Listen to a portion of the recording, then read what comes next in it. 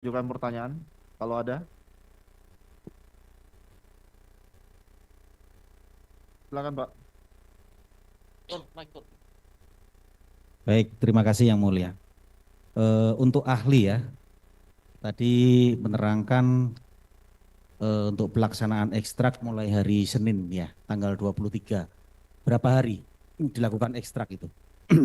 Kalau ekstraknya cepat Pak dan tidak menghasilkan apapun untuk logical extraction, maka kita ulangi lagi untuk file struktur extraction untuk mengekstrak data-data yang terhapus ya. Setelah kita lakukan cloning baru ekstraksi file structure tadi tersebut, terus kita buatkan program untuk memulung data-data yang terhapus tersebut, karena memang semua tadi saya katakan di dua database itu yang kita lakukan investigasi itu kosong, seperti database SMS, MMS dan Tolox-nya. Ada enggak waktu idealnya untuk melakukan ekstrak itu? Mungkin berapa hari, Kalau tidak, minggu? kalau yang HP sudah yang kita inginkan atau yang baru disita itu Pak cepat sekali Pak, 5 detik 10 menit sampai itu gampang. Tetapi kan ini tantangannya adalah kita menambang data dari data yang sudah ditempatkan yang dianggap tidak berguna. Nah itu tantangannya. Nah kita harus seperti mencari jarum di dalam jerami.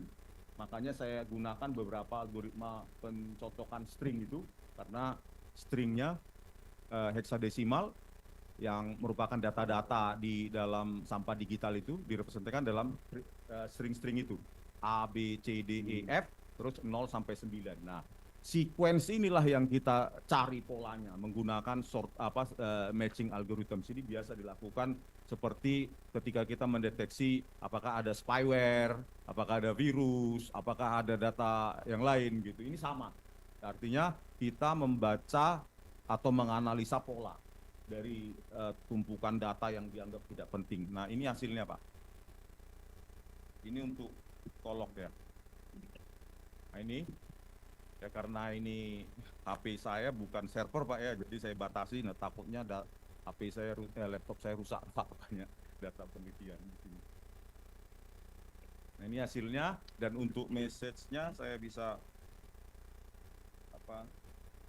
Nah, ini karakter-karakter yang tadi ya ditunggu 5 sampai 10 menit Pak. Untuk metodenya ini Pak, kalau saya jelaskan secara apa, dia pencocokan saja, pencocokan string, karena memang yang di sampah digital itu adalah karakter-karakter tadi itu 0 sampai 9, A sampai F. Jadi kita lakukan penyaringan berdasarkan signature-nya, timestamp sebagai signature. Timestamp-nya kapan yang kita inginkan. Nah, misalnya 27 Agustus 2016. Nah, kita cocokkan itu, kita konversi ke heksadesimal, baru kita lakukan pencocokan untuk menambang data yang ada pada sampah digital itu, Pak. Baik, cukup Yang Mulia. Cukup.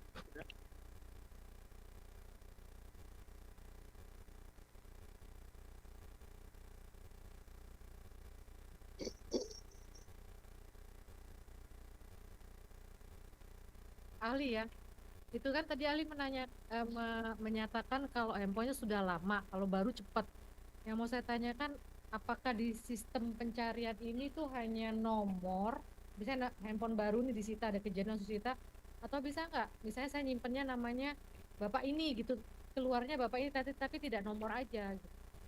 Kalau sistem penyimpanan Android itu Bu, kalau nama beda tempatnya dengan nomor. Tapi nggak bisa dibuka. Misalnya ini kan handphonenya langsung disita nih sama polisi. Misalnya tersimpan nama Sudirman gitu.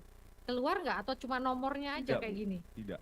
Nomornya Nomornya aja. saja yang disimpan, baik ke SIM card memori maupun ke internal memori. Tapi penyidik bisa tahu ya dengan disitanya semua handphone, Ya. ini nomornya ini gitu ya. Ya. Nggak harus nama yang keluar. Ya.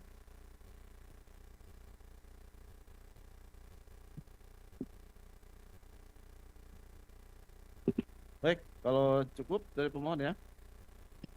Kalau cukup, kita tanya para pemohon, nggak tahu juga ya mengenai pendapat. Masih ada Pak? Mau ditambahkan? Kalau memang sudah selesai ini Pak, saya menyimpang daripada pemeriksaan saksi ini, saya hanya menyampaikan sebenarnya sudah lama kita pertimbangkan untuk menyampaikan ini.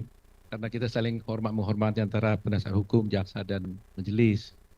Untuk selanjutnya mungkin merasa perlu harus saya sampaikan bahwa berdasarkan hukum acara pidana, di persidangan itu baik penasihat hukum, hakim dan jaksa itu diwajibkan untuk bersidang dengan menggunakan atribut masing-masing. Khususnya pasal 230 ayat 3 punya atribut masing-masing. Sepanjang perjalanan persidangan ini, Pak, jaksa ini tidak pernah menggunakan atributnya pakai toga. Dan itu bertentangan dengan KUHP dan bertentangan juga dengan peraturan pemerintah PPPP nomor